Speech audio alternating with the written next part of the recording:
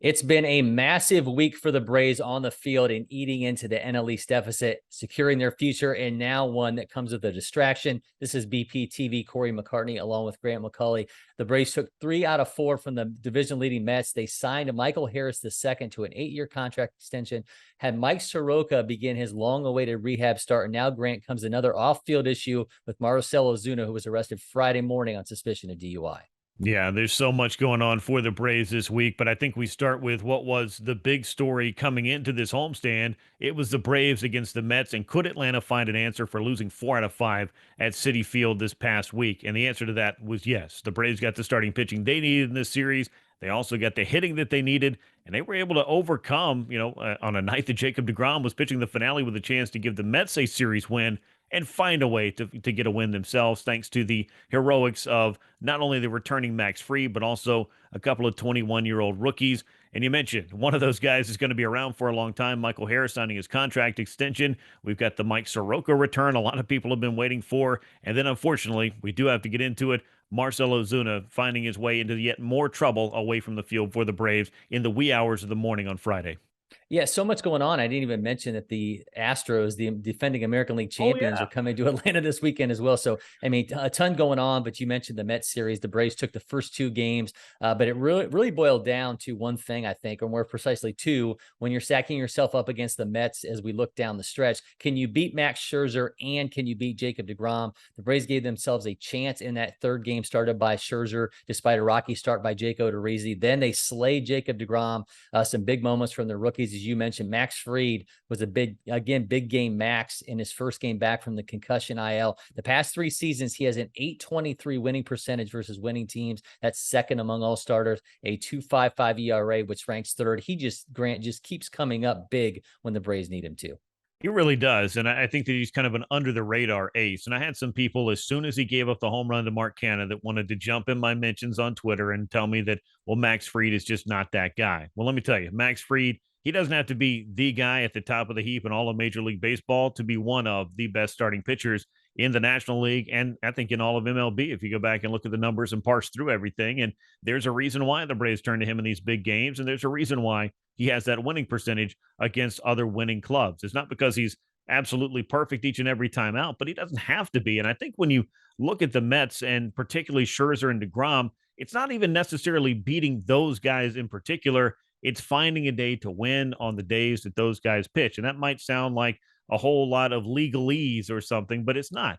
If you find a way to score some runs against them, keep yourself in the ball game, and have your starting pitcher match up against them favorably through the first 6 or 7 innings, you do open the door to have the chance to do exactly what the Braves did on Thursday night. And that was find a way to win on a day that Jacob deGrom pitched. And it was thanks to Vaughn Grissom getting an infield hit, Michael Harris sneaking one through the infield, and the Braves being opportunistic against the first man out of the bullpen after Jacob deGrom was out of the game. So those are the things that I think that you can do if you stick around and stay in the ball game.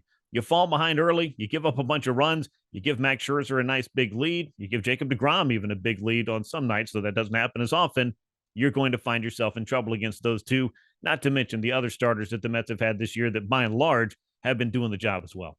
Yeah, the Braves will not see the Mets again until September 30th ahead of that New York replay schedule. That's 28th in remaining opponent winning percentage. But the Braves needed this series in the worst way if they're going to have a chance at winning the National League East division again. So they got it in the process, snapped the Mets streak of 16 series wins or ties versus division opponents, which was without a series loss, which is the longest for any team going back to the 1999 Braves. So a monumental win on a number of levels there for the Braves, who now cut that season series to 9 games to 7. We've yet to see, on the topic of Marcell Ozuna, Grant, how the Braves will respond to his arrest, which is a developing situation. Suspended 20 games last season under the league's domestic violence policy. Ozuna is still due in total $41 million, including $16 million in 2023 and 2024. He has an option for 2025 with $1 million buyout. Unless there's a character clause in his contract, it's unlikely the Braves can get away from that money. If we've seen the last of him in a Braves uniform, obviously the team's going to miss the right right-handed power, but you're talking about a replaceable player at this point, Grant. He's hitting 21% below league average, a negative WAR. He wasn't playing anyway, didn't even see the field since August 14th, never saw the field against the Mets. Grant, you have to believe that the leash was short after bringing him back from the suspension. We'll see how this plays out. If it's the end for him, it's understandable, but regardless, I can't imagine we're going to see him in a Braves uniform anytime soon. No, I can't imagine that either. And I mean, you talk about right-handed power. Yes, he offered 20 home runs, but those were, I think, fewer and further between than you needed him to be. He really wasn't a productive hitter. You can't use him in left field. And as far as DHs are concerned, I've talked about this for the last 3 or 4 weeks as you've tried to decide, after the trade deadline, especially, can the Braves still afford to, and I use that term loosely, give Marcell Ozuna regular at bats when you've got other options to use in that DH spot? Clearly, coming into this Mets series, the Braves decided that they were going to turn to those other options, and Marcell Ozuna did not see the field in that Mets series, as you laid out. But speaking more specifically to the troubles that he's found himself in, it's one thing to be an unproductive player. It's another thing to have the off-field issues that can become not only a distraction for the team, but also detrimental to other people. Now, putting the domestic violence thing over to the side where it is, because that is something that, has been dealt with, that was troubling. Now, if you go out and you have yourself a suspicion of DUI, you do get arrested again, and you find yourself in more off-field trouble, that's something that can endanger others, that decision to go out there and get behind the wheel in that case. And that's where the Braves find themselves with Marcell Ozuna at this point. It's a non-productive player, which almost feels secondary in this conversation, and a guy that clearly is having some troubles away from the field. Yet again, a different kind, but still a bad decision that was made in the wee hours of Friday morning. And I don't know where you go with this as far as voiding the contract is concerned. That seems to be something that doesn't happen very often, even when guys do get in trouble for this kind of thing. So financially speaking, the Braves may not be able to recoup this money, but I think at some point you always have to, decide, is this a sunk cost? And are we better off just paying this guy to go away, or just moving on in general? I guess some combination of those thoughts are what I would imagine that the Braves have to be mulling over at this point as they make a decision on what they want to do with him. But I can't see him seeing the field anytime soon. I wouldn't imagine that'd be the case. Yeah, it's a troubling situation no matter how you want to paint it. And certainly there's a track record now with that previous suspension and issues there. But obviously this, as I mentioned, is a developing situation. Yep. We'll see how the Braves decide to play things out with Marcell Ozuna. Amid that massive series against the Mets, Grant, the Braves also announced the 8-year, $72 million contract extension for Michael Harris II. Club options pushing this to potentially 10 years, $102 million. So you add Harris to Ronald Acuna Jr., Ozzie Albies, Matt Olson, Austin Riley, all of whom are signed through at least 2025. If cost certainty was a weapon, Alex Anthopoulos is wielding it like he's Inigo Montoya. No, he really is. And it's almost inconceivable that some of these guys would sign these deals. And that word does mean what you think it means, because you don't see a lot of clubs building their roster the way that the Braves had. And I think that that's something that's a credit to the club, because as I said on Twitter, the other day, this was a deal that I think works for both sides, in that, Michael Harris was going to find himself making the league minimum the first 3 years of his major league career. Now he's able to move the pay scale up some. Yes, he does have a couple of free agent years that are bought out, but he doesn't have to go through the arbitration process.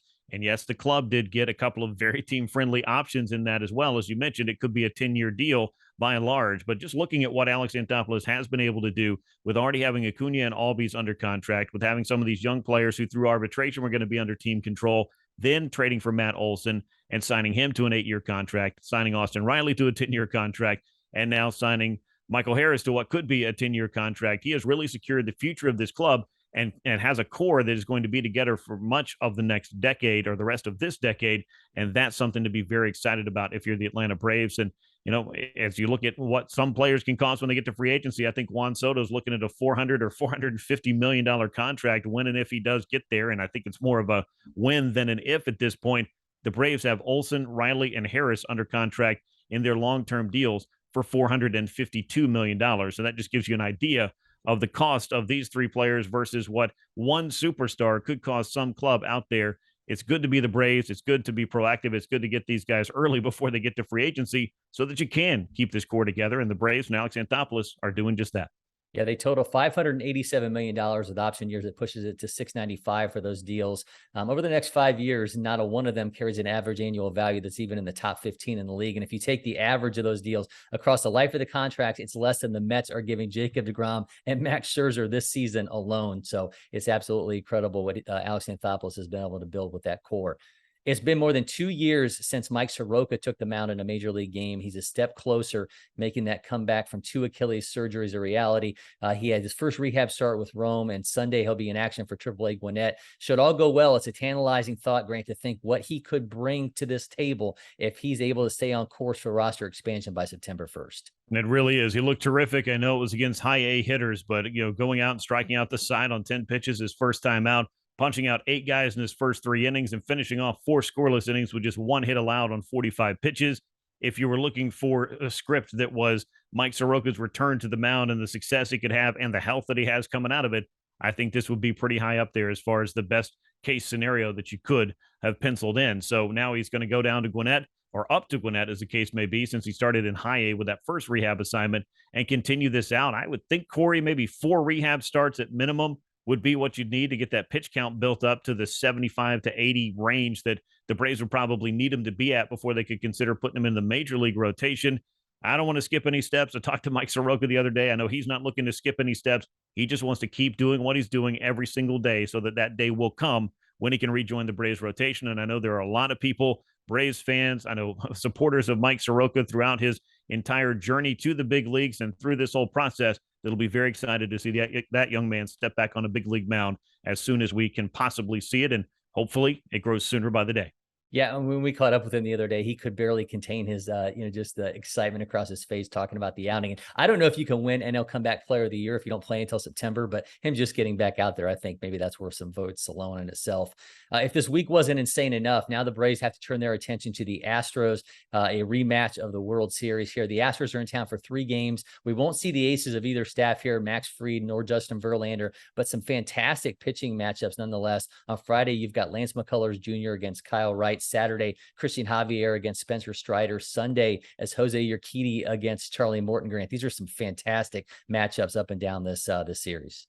Yeah, they absolutely are. I think that the Braves and the Astros both have got starting pitching at the center of what they've been able to do this year. And as you look at the Houston club, with obviously eyes on getting back to where they have been several times now into the World Series and trying to win one for Dusty Baker, perhaps this time, they are on the road that they want to be on. And these pitching matchups are great. It's nice to see Kyle Wright getting the starting game 1, getting back out on the mound. Also for the Braves, kind of fortunate, they don't have to run into Justin Verlander, but make no mistake, you look at the numbers of some of these other pitchers, in particular, Justin Verlander is, he's the elder statesman of this rotation and perhaps the guy that sets the tone, but the Astros have some very good starting pitchers that are going to be throwing at the Braves, and it starts with the return of McCullers, who was an arm that the Braves did not have to deal with in October last year. Yeah, Houston's starting rotation comes in as the game's best in terms of Fangraph WAR, but the offense is an absolute monster. They just had a 21-5 rout, and I don't even know if using the word rout really sums up what they did to the White Sox. But the scary thing with them is Alex Bregman, after a down 2021 by his standards and a slow start to the season, again by his standards, hitting 104% above league average in the second half. Since July 21st, he has an OPS over 1,000. So you take a resurgent Bregman along with Yordan Alvarez and Kyle Tucker in the heart of that Astros lineup. And man, it's pick your poison stuff. This is going to be an absolute epic weekend at Truist Park without question.